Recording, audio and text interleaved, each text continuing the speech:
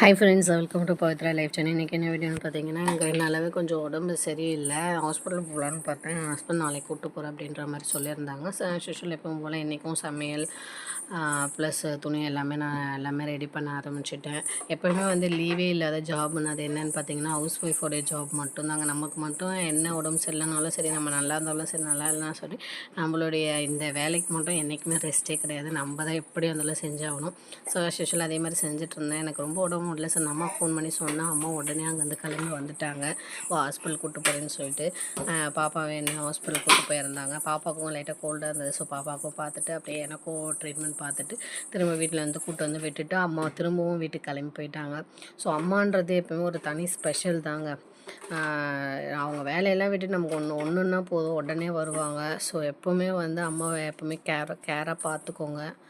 அம்மாவை வந்து ஹர்ட் பண்ணாதீங்க. தேங்க்யூ.